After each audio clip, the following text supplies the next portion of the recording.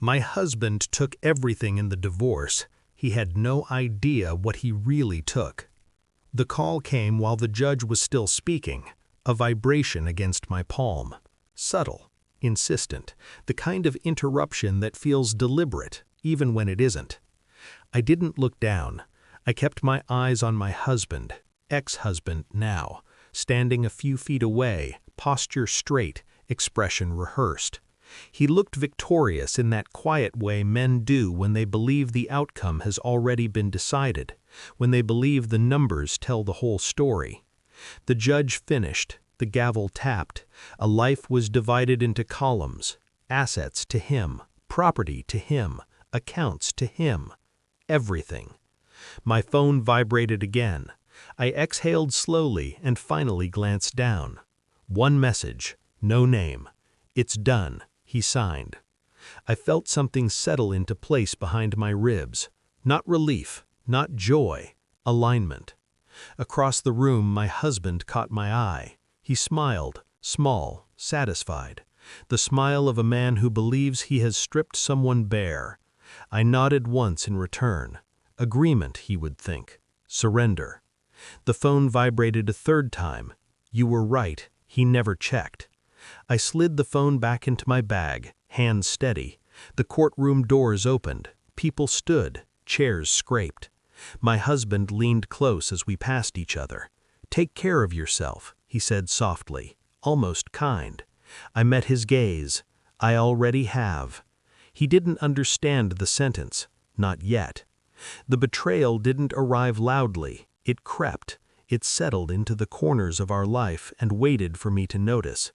I noticed when he started sleeping with his phone under his pillow, when passwords changed, not just on devices, but in conversations, when questions were answered with summaries instead of details. I noticed when affection became scheduled, when apologies became preemptive, when he began accusing me of suspicion before I'd ever voiced it. Projection has a tone. Once you hear it, you never forget. I told myself stories at first, the same ones women are taught to tell themselves when reality threatens the architecture of their lives. He's stressed, he's ambitious, this is temporary. Then I found the receipt, tucked into a suit jacket pocket he hadn't worn in weeks. A hotel invoice, not local, not business, 2 names, only one was his. I didn't cry. That came later, in pieces, in private. What I felt first was the quiet recalibration of my internal map, the realization that the man I'd married was not the man I was living with, that somewhere along the line he had built a parallel life and expected me to remain grateful for the scraps. I didn't confront him. I watched. I learned his rhythms, his tells, the way he justified absences before I questioned them, the way he started fights to create distance he could later blame on me. I learned that the other woman wasn't an accident, she was an investment. And I learned something else too, something that changed the direction of everything. He didn't just want to leave me, he wanted to erase me. People think intelligence is loud. It isn't. It's patient. I began collecting facts the way some people collect souvenirs, quietly, methodically, without attachment. Phone records, expense reports, corporate filings. I followed the money because money never lies, it only hides. I discovered accounts I didn't recognize, shell companies with familiar signatures, assets moved just out of reach, just in time, preparations for a future that did not include me, except as an obstacle. He was planning the divorce long before I knew we were breaking. I smiled at dinners. I asked about his day. I let him believe his performance was flawless. At night, when he slept, I read, learned, calculated. I met with lawyers under a different name. I listened more than I spoke. I asked one question repeatedly, phrased differently each time. What would he overlook? The answer came slowly. Men like him focus on acquisition, on what can be measured, transferred, listed. They see worth in totals and titles. They rarely ask what they're actually taking. I restructured quietly, shifted ownerships that didn't require his signature, transferred responsibilities no one thought to question, documented things that had never needed documenting before. I built a version of the truth that would survive scrutiny, and a version he would never think to examine. When I finally told him I knew about the affair, he wasn't surprised, he was relieved. The divorce was swift, brutal, efficient. He took everything he could see. I let him. The envelope arrived 3 days after the settlement finalized. Cream paper, no return address. Inside, confirmation. I read it once, then again. Then I closed my eyes and let the last doubt drain out of me. He had signed away control, not of assets, of something far more valuable. He came to see me that night, unannounced, agitated. "I don't understand," he said, pacing my living room. My living room now, temporary, modest, unthreatening. "The bank froze the account. The board won't return my calls." I poured tea, set it between us. Didn't sit. "You should read." "What you signed," I said. His eyes snapped up. "What did you do?"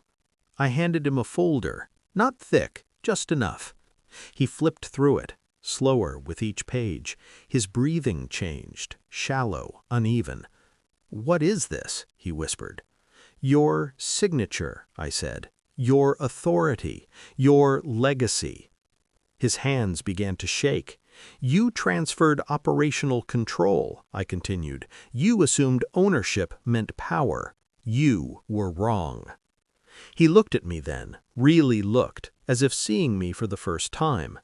"You planned this?" he said. I didn't answer. I didn't need to. He sat down heavily, the confidence draining from his posture. "You let me take everything," he said, voice cracking. "Why?" I considered the question. "Because you never wanted what mattered," I said. He laughed once, short, broken. "You're saying this is revenge?" "No," I replied. "This is consequence." I told him then, not everything, but enough, how his infidelity had been the least interesting part of his deception, how his real betrayal was underestimating me, how he believed love had made me weak when it had only made me observant. "You thought I was fighting to keep the marriage," I said. "I was preparing for what came after." He reached for me, stopped himself. "What happens now?" he asked. I picked up my bag. "Now you live with what you chose," I said, "and I live without it." I walked him to the door, opened it. He stood there for a moment, as if expecting a reversal, an apology, a softening. None came.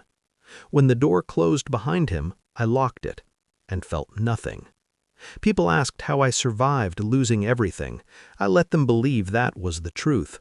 I downsized. I simplified. I slept deeply for the first time in years. I watched the news quietly when his name appeared, attached to words like investigation and resignation. I felt no triumph, only accuracy. Betrayal clarifies. It strips illusion down to intent. It teaches you who people really are when they believe you are powerless. I was never powerless. I was waiting. The divorce didn't take my life. It returned it. And the thing my husband took, the thing he thought was worthless, became the reason he lost everything else. I don't miss him. I don't even hate him. I understand him. And that understanding is what finally set me free.